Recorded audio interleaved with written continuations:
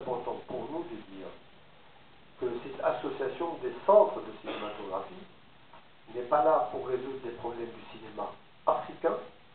C'est très important puisque le cinéma africain n'existe pas, mais résoudre les problèmes des cinématographies nationales dont la somme constitue, in fine, le cinéma africain, ce qui est différent.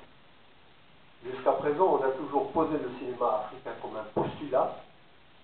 Maintenant, nous le posons comme un point d'arrivée. Et tant qu'il n'y a pas un cinéma béninois, 2 ou 3 films béninois par an, tant qu'il n'y a pas 10 ou 15 films algériens par an en Algérie, 10 ou 15 films tunisiens par an en Tunisie, 10, 15, 20 ou 25 films marocains au Maroc, 5 ou 10 films sénégalais au Sénégal, parler du cinéma africain, c'est une sorte de cachotterie fantasmatique de l'inefficacité totale de l'ensemble du système. Depuis 1969 et la naissance de la FEPACI, on a fait de la poésie militante. Il a fallu 50 ans pour dire la poésie militante est belle à chanter. Mais pendant ce temps, nos écrans, quand ils continuent d'exister, sont occupés par une prose beaucoup plus simple, plus claire, qui est celle du cinéma américain, du cinéma de l'extérieur, qui occupe les écrans, les esprits, et vide notre imaginaire de ce qui le constitue. Cette conscience-là,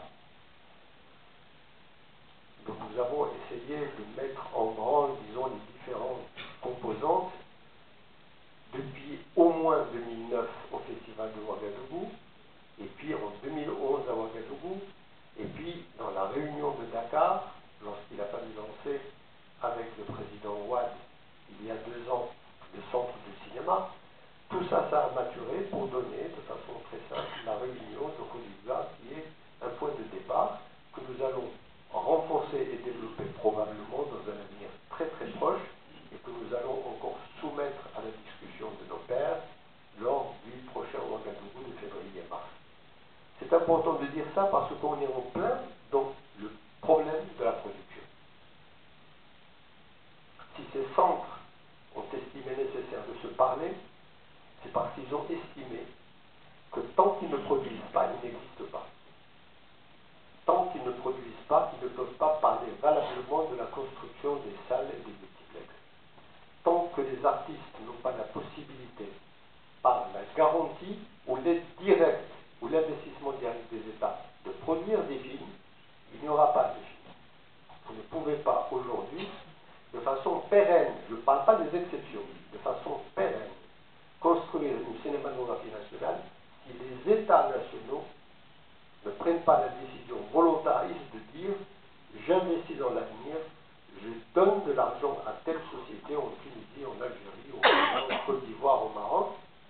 Cet argent sera remboursé dans un avenir qui est une sorte d'asymptote vers l'infini, mais c'est un lien contractuel et les cinéastes apprendront à bien gérer leurs affaires. Même si au début ils se comporteront de façon légère, ils apprendront à faire leurs affaires. Et c'est à cette condition-là que le cinéma des pays africains existera de façon pérenne. Le Maroc donne l'exemple. Il n'est pas parfait, il est à parfaire, mais il marche. Il marche. N'en déplaise à beaucoup, il marche. N'en déplaise à beaucoup ici au Maroc, parce qu'à l'extérieur, les gens ils trouvent que ce système-là est vraiment quelque chose qu'il faut sauvegarder à tout prix. Et c'est parce que ce débat existe que nous avons estimé utile de demander à quelqu'un du Maroc de venir parler